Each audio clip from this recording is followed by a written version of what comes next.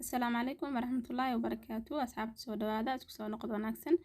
waa markale video cusub asxaabay maanta waxaa rabaa halkan in kula wadaago baajiye yar ama baradho lagu soo dhex kariyay burkaas u jeediin aan rabaa maanta in idin la wadaago qaabka uu kariyay marka waxaa idin leenahay soo dhawaada walaalaha cusub soo dhawaada kuwii hor nool joogaada oo mahadsantihiin video like-tan aga hilmaamina saa u jeedeen meeshaas waxaa ku soo shubtay hal koob oo bur ah waxaa kaloo ku soo darsaday cusbo wax yar qaadada yar ku soo darsaday oo arkayseen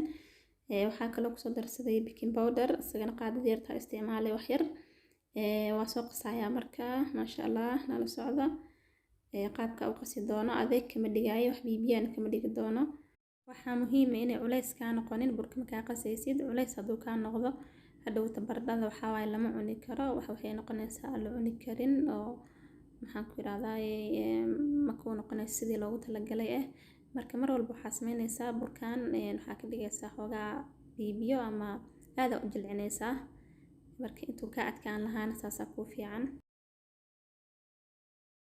waa soo dhameey asxaabta saa arkayseen maasha Allah waxaa kaloo ku soo darsan rabaa halkaan ii soo jarjaran kabsar caleen aan ku soo darsanayo wax yar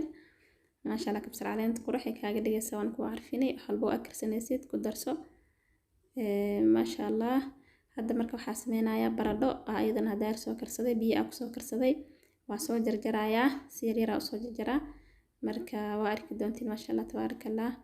burka ka qasay isagana waa idin tusaaya waa kana burka noocaan ah isticmaalay waa ka burkaas waaye burka ka soo qastay maasha Allah waa isku dhex walaaqaya kadibna waxa guud galayaa inaan idin tusiyo baradho aan hadaar biyo ku soo karsaday oo halkan ii taalo waa soo jarjaranaa kadibna waa soo karsaneynaa sidaas oo soo qastay asxaabta wax biibiye ay kama dhigaysid wax adagna kama dhigaysid adeeg hadii ka noqoto dhawta baradhada waxay ka noqonaysaa wax oo culus oo la cuni karin marka markasto ina biyo fiican ku qastid waaye intee ka adkaan lahayd hoogaha ka dileedo oo biibiyaha noqoto saasa fiican waa kana baradhadii halkaan ku soo jaranayaa kadibna waxa sameynayaa burkii aan soo qastay hadaayro halkan iyala saas u galgalinaya kadibna waa soo duban doona hadda waxa idinku tusay qaabka u galinayo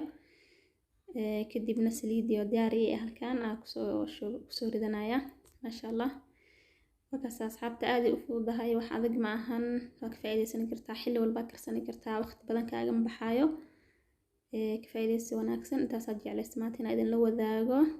asxaabta nagu xiran waa ku mahadsantihiin bariyahan maasha Allah si fiican aan oo daawatiin waa ku mahadsantihiin waxa kale oo idinka codsanaynaa dhanka like-ta inaad noo saartiin si hal dhinac bas kaaga bislaanin waa inaad soo walaaqdo mar walba hadii kale hal dhinac ka bislaanaysa dhanka saliida uga jirto bas ka bislaanay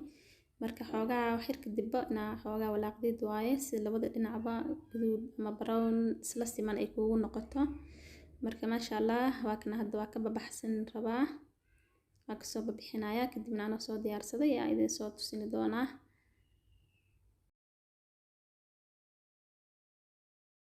waa kana saan u diyaar noogu yahay maasha Allah tabarakallah waqti badan igama soo bixin dhaqso soo sameeyay adigana saasoo kale waqti badan kaaga bixi doonto meeshaas waxa ku soo diyaarsaday kajab waaye hadda rabto saas ku soo darsan kartaa hadii kale ilmaha kajab ku siinaysaa maasha Allah waa wax aad fudud ilmahan ay jecel yihiin baradhada aadna ugu fiican tahay marka faa'iideysi wanaagsan oo mahadsantiin assalamu calaykum waraxmatullaahi wabarakaatuh